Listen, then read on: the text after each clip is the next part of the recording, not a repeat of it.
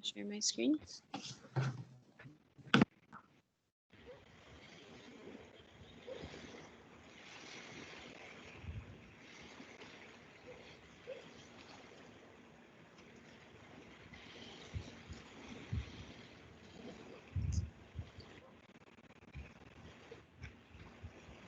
Okay, can you guys see my screen?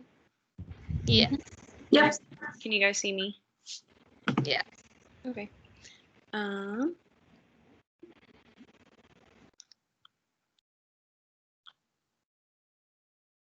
Okay, so we were Team 5. Presenting today is going to be Sarah McMichael, Caitlin Marinas, Mackenzie Mickelson, and Elizabeth Pauls. So for our introduction, overall our goal was to promote health and wellness within our communities and help people in need. In this presentation, you're going to hear about a variety of unique projects. So my name is Caitlin, and my servant leadership project, the purpose was to promote health and wellness within the community and provide food for those that needed it.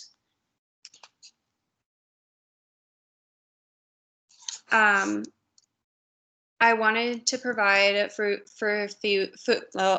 provide food to those that needed it, or to help those that don't know what food is good for them as well. So the social issues that I focused on was homelessness, poverty, health and wellness, and the elderly population.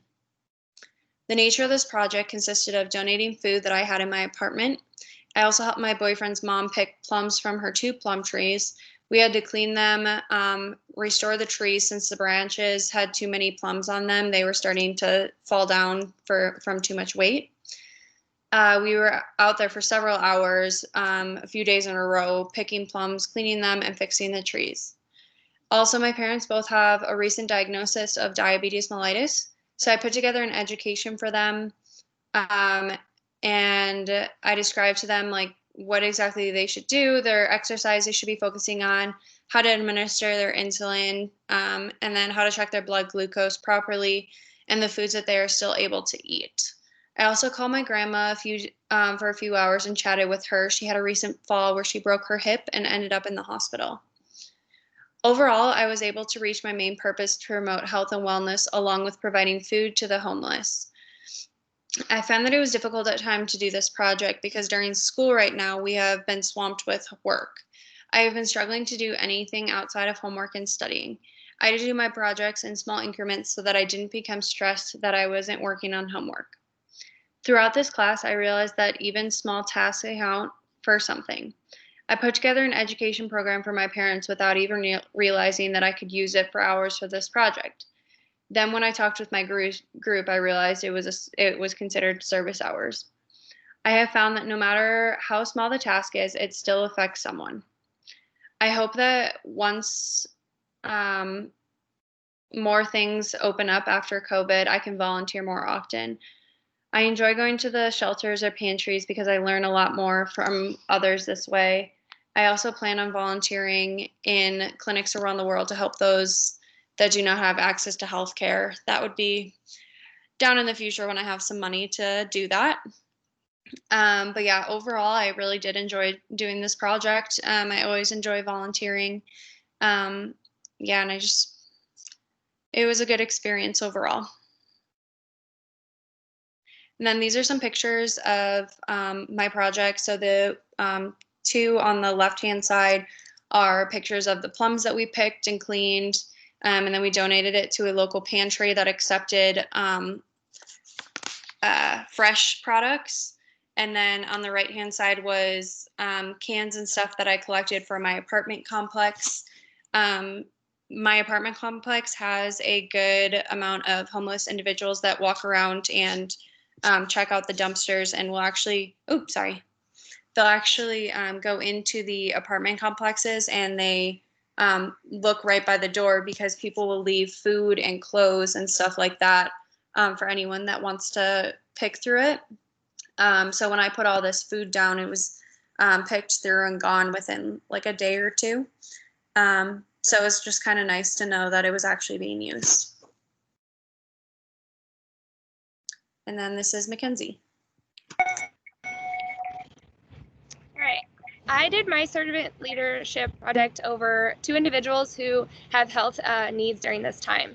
The purpose was to provide health and wellness education to these individuals with specific needs during this time. The social issue was health, wellness, and education. The nature of my projects included an individual with hypertension during the sessions. I did bi-weekly sessions for an hour, 30 minutes with my dad who has hypertension and 30 minutes with my mom who has stage 4 metastatic breast cancer. So for my dad with hypertension, I helped monitor his blood pressure, and I provided education regarding diet and exercise regimens, specific ways to reduce stress in his life with his job, and my mom's sickness, and then the importance of medication compliance. He doesn't really feel as strongly about taking his meds, on track all the time. So I'm just very trying to hound that into him, and the importance of that. Then with my mom, the sessions included just actively listening and providing immense support through her aggressive chemotherapy treatments. And I also provided education regarding the side effects and methods to reduce these side effects. For instance, she has stomatitis, and I suggested looking into magic mouthwash to help with the sores in her mouth. And since then, she hasn't had as many mouth sores or as much pain.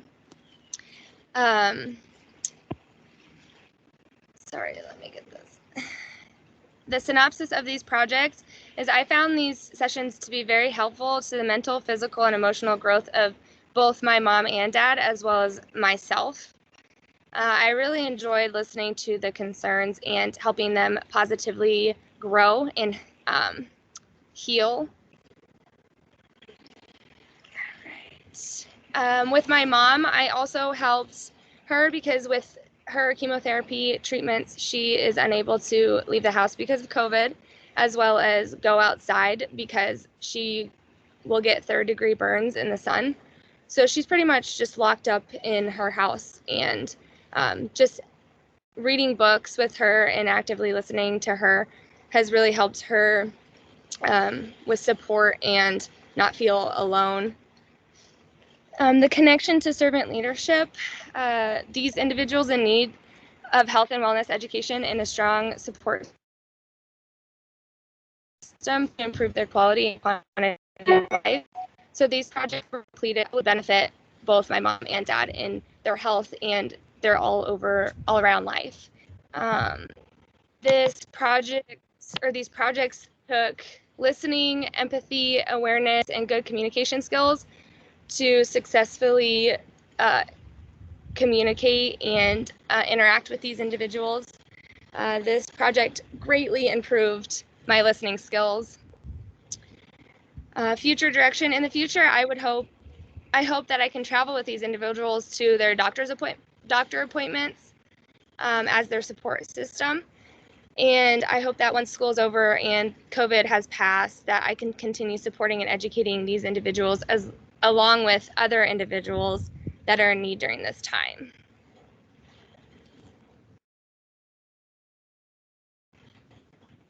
And these are just some pictures of my sessions.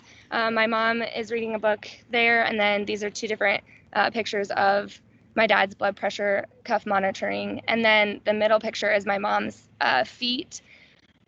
The whole bottoms of her feet and hands peeled off from her chemo. And I was teaching her ways to reduce specific shoes that she can wear to help. All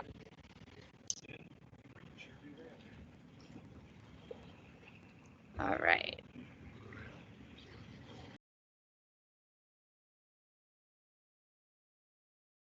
Okay, so for my servant leadership project, my main purpose, or like what I was wanting to do, was like educate the younger kids who weren't able to be in school and like need a little bit of structure and education, teaching them about health and wellness and science. So my purpose was to promote education, health, and comfort to those who need it. The social issues would include education, health and wellness. And the nature of the projects were like creating educational projects for kids that don't seem so much like school, but fun to also do, and where they can learn, but they don't even realize that they are learning. And then education regarding healthy foods and getting kids to make their own healthy food. Something that I've noticed is like if kids actually make the food and are a part of making it, they are much more likely to try the food. My nephews had like never had a blueberry, and so when we made yogurt covered blueberries, that was the first ever blueberry that my oldest nephew, who is 12, had eaten. And so it's just like introducing them to foods in new fun ways that can get them started on eating a healthy diet. And same thing goes for spinach. I don't think any of the kids had ever eaten spinach willingly, and so that was kind of fun just to like put healthy foods in ways that the kids could enjoy it and feel cool about eating spinach. The other thing is that I comforted and helped my grandparents with dementia. One of my grandmas is like very, she has progressed a lot and her Alzheimer's is pretty bad. And my grandpa is currently taking care of her because COVID has allowed their like in-home care to come. And so he struggled a little bit with that. So like I've helped and talked to my grandpa about ways to help with my grandma's diarrhea and just like stuff that he doesn't know because he's not a nurse or somebody that has caretaking experience. And then my other grandma has developed some dementia, and I think it's more so like the isolation of COVID, and she'd been alone. And so like we were just kind of calling her, checking in on her, and it's just like teaching parents and family members of like how to approach a situation and like how not to make them feel bad for not remembering things, and just like basically like dementia education. And then the synopsis of my projects was basically I really enjoyed creating the projects for the kids and educating people. The difficult part is how to reach out to people that are not in my circle, especially with COVID-19. That's one thing that I found difficult with this project. It was like I had this like grand idea that I would reach a bunch of people, but in this time it's not that easy. So hopefully in the future that's something where it could be these projects can actually impact people that aren't within our circle. And then basically the connection to servant leadership is a community who is in need. Kids who aren't in school are lacking education and structure, and kids haven't been in a classroom type environment for months, and they want to get their brains working and solving problems, and like kids need structure and thrive off of structure. And so I think it was a fun day, and my nephews were like asking to do the same stuff the next day. And then for grandparents, they're just isolated during this time, and they just need support just as much as any of us do. And it's just hard for them because they are so much more isolated than everybody else. And then in the future, if school does go virtual again, I think it would be fun to create little packages that families could pick up and take time away from the computer screen and engage in like hands-on activities that promote education and wellness that the parents could lead, because sometimes like when it comes to education, parents aren't always like informed to a T about a biological process, but they can definitely help their kid build like an egg parachute or something like that that gets everybody in the family involved, and also learn a little bit about the science and be creative. And then for my pictures, so these are just some of the pictures that we did, and these were the experiments. So up on the top right, those are the little packages that I created for the kids that have different things that they could use to build their parachute. Basically, it gives them the materials. They could choose what they want and how creative they want to be with it. And so it's pretty cool to see which things my nephews used. And my Dax, who is the little guy in the middle, he's 4, and he would just watch what his older brother was doing and copy it. But it's turned out pretty well for him being 4 and not knowing a whole lot about science or anything like that. But it was just fun to see them work on them and think about how their egg would survive the fall.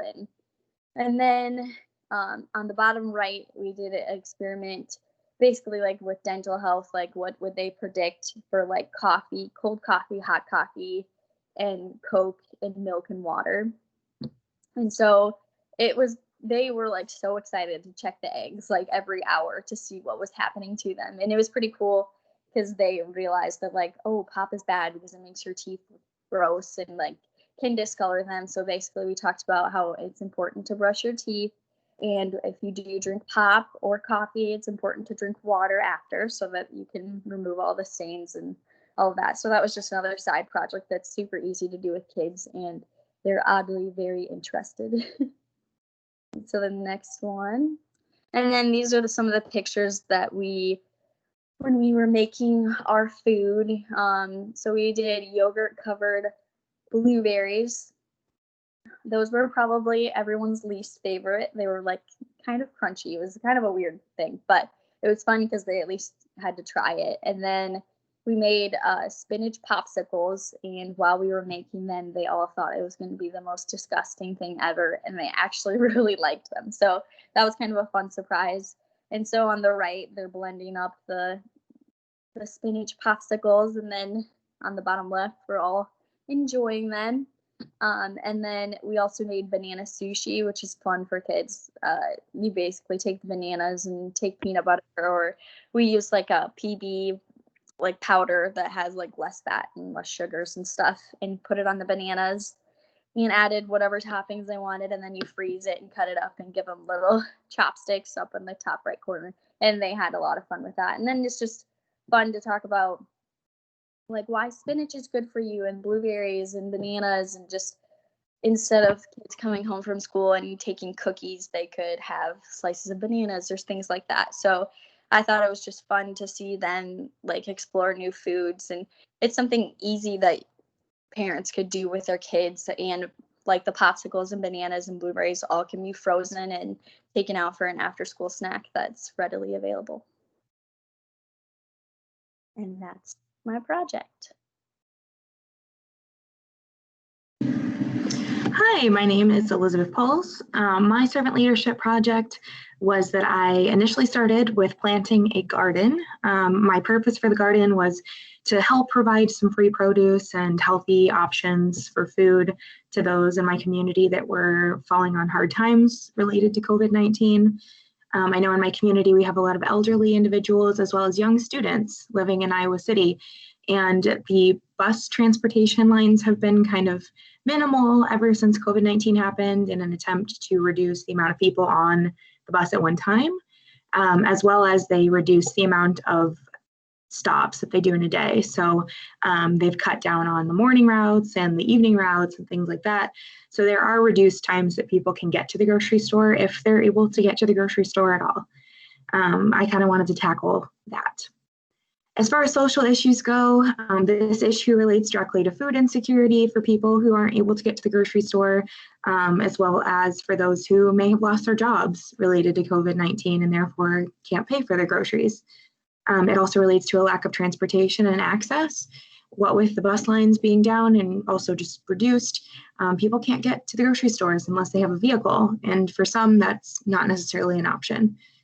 Lack of income is another social issue that I touched on. Similar to what I said earlier, some people may have lost their jobs or are on reduced incomes because of COVID-19, and therefore healthier options being as expensive as they are, it can be difficult to justify purchasing them when you're on a reduced income.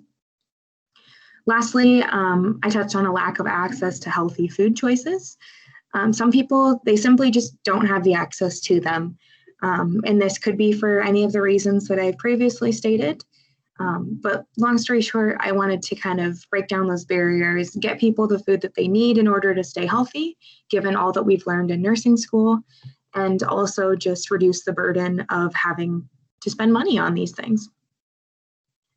The nature of my project is that I simply planted a garden in my backyard. I was planning to use the harvest of my garden to feed these individuals, as I had previously stated. When I had initially started planting my garden, I planted jalapenos, cucumbers, radishes, carrots, kale, lettuce, and spinach. None of which ended up actually blooming or being able to be harvested because of the derecho storm that tore through Iowa.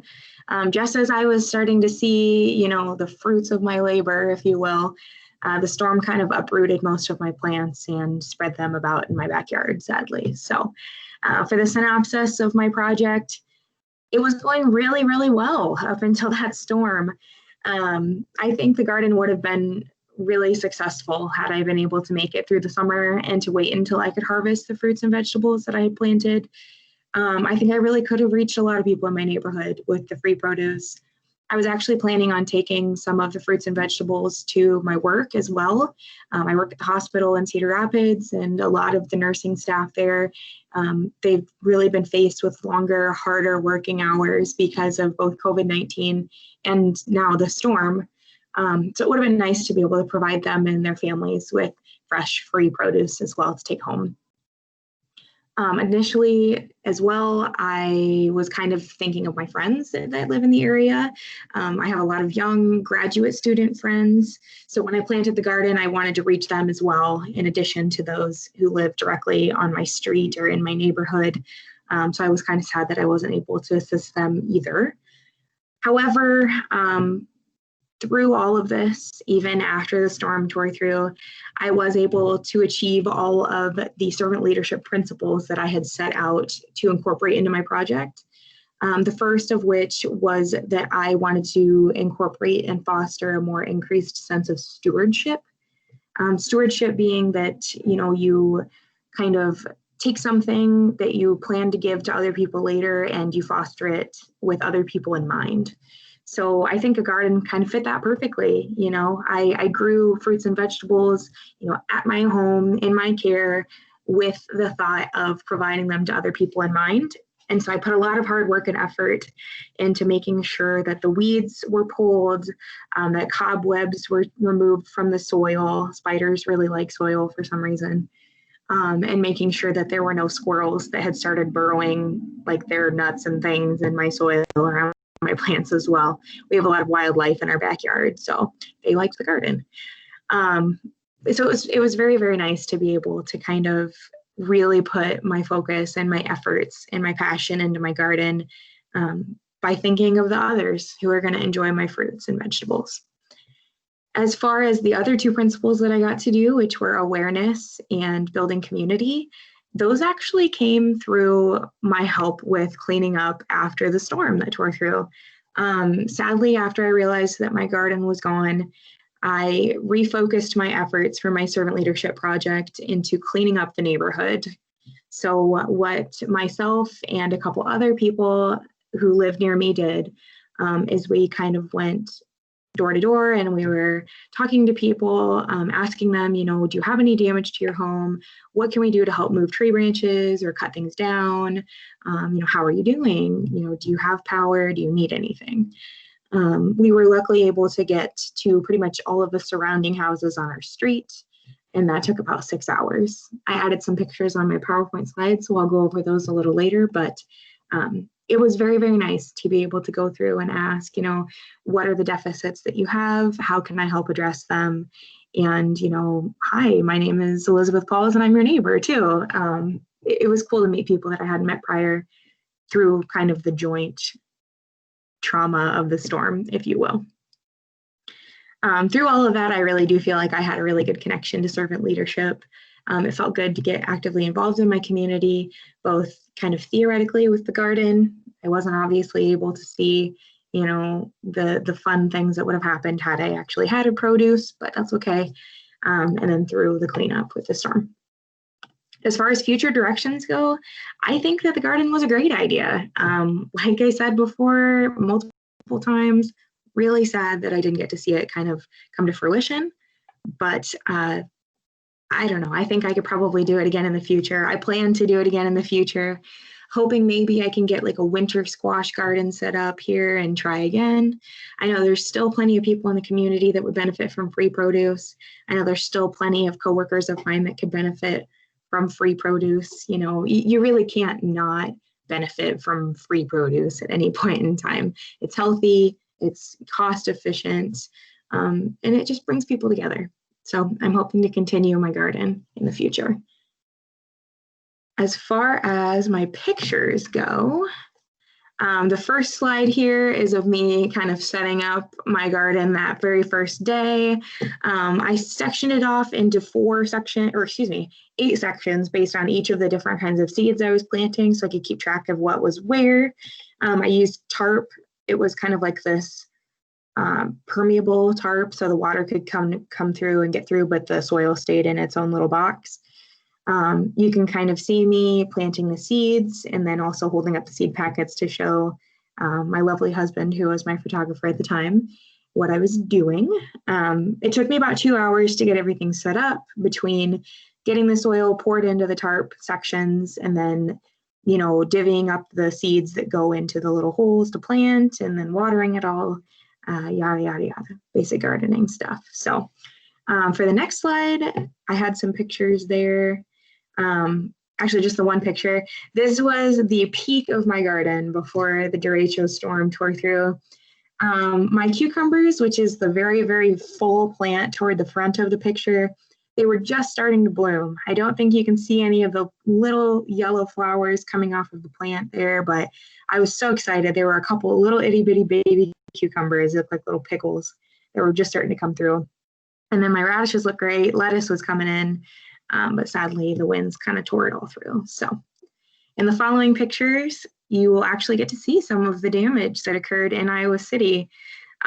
This is a couple pictures of just various yards, backyards, and driveways in my street. As you can see in the top kind of left-hand picture, a back window of a vehicle was busted out by a tree. I was able to bring over our shop vac and help vacuum up all of that extra glass, and we got the back of the car covered in like a tarp, a see-through tarp, so that way they could get their car to a shop, whenever that's able to happen. The bottom picture right underneath of that, a tree had fallen over in one yard and it had crushed both fences between the two neighbors' yards. So we kind of helped to cut up the tree, straighten out the fences as much as we could, and then kind of pull down parts of the wooden fence that were pretty unsalvageable. The larger picture to the right, as you'll see, is kind of a more holistic view of some of the serious damage on the street. You'll see that there were large pieces of tree that had fallen and crushed, some of the houses, some vehicles, but mostly just devastated people's yards. So it just needed a lot of cutting and cleaning up and reorganizing. And that is that. This is kind of a holistic view of all of our projects. Thank you so much for listening and tuning in.